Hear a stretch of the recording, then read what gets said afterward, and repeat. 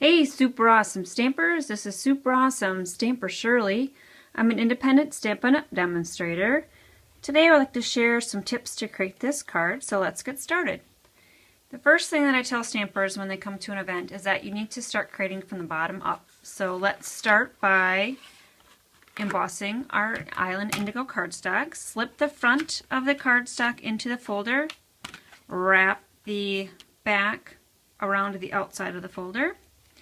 Place it in between the pads that come with a Texture Boutique with the white directions facing each other. So there's directions on both sides. And then you just put it in the slot in the bottom of the Texture Boutique. And then once it starts to grip, you put your other hand on the top handle, my left hand right here, and just start cranking. And out the other side. So that's our Texture Boutique. Comes this awesome, lovely lace impression. Okay, it's perfect backdrop for our patterns. The next layer is our All Abloom Designer Series paper. You get all these patterns. They're sized 4.5 by 6.5 inches. So I'm the No Scrappin' Shirley. So these are 6.5 inches long. Cut it at 3 1/4. You get 2 equal pieces, and that goes layered right on top. The next pattern I cut in 4 equal pieces. So at 3 1/4, and then at 1 5/8, and then you get 4 equal pieces. So that's the flag right there. And then an awesome thing with our postage stamp punch is that the flag at 1 5/8 here fits perfectly diagonally. So there's no guessing where you need to put that in. Line the corner to the corner of the paper to the corner of the punch and punch. You have a perfect flag that goes right there. So the next step would be to stamp Island Indigo in the something to say, whatever saying you want. They're coordinating images here.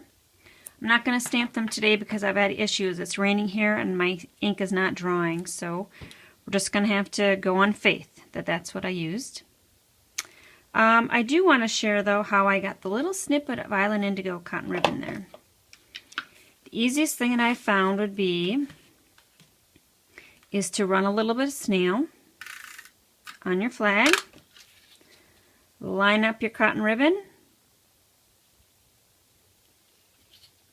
flip it over, and custom cut. And I did not want the extra bulk around the back of the flag, so that's how I did that. Okay, so that's the next layer. The lace doily is on top, so we sell these in packages of 25.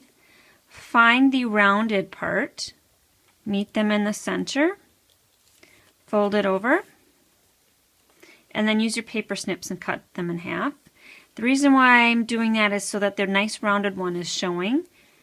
When you get your package, you'll see some of them are a little flatter. That must be the way they print them. So that would be the next layer. Or if you do not want to fold it over, just leave the whole thing on there. On top of that, I put a 1 3/4 inch scallop circle oval punch. And just so that that doesn't flip up on me, I'm going to swap that out. On top of that are vellum flowers that I use the flower flamelets to punch them out. So these 3 sizes, and normally when I am doing framelets, I usually take a larger sheet so that I can get the most out of each sheet. This is a half a sheet of vellum. So it looks like I'm going to be able to get 4 cards out of half of a sheet of vellum by doing it that way. On top of the 3 flowers, so I've got the 3 right there, I punched this little guy from Itty Bitty Accents in Island Indigo, topped it all off with a star pistachio pudding sequin. And then inside, you've got me. So, thanks for watching. This is super awesome, Stamper Shirley. Bye.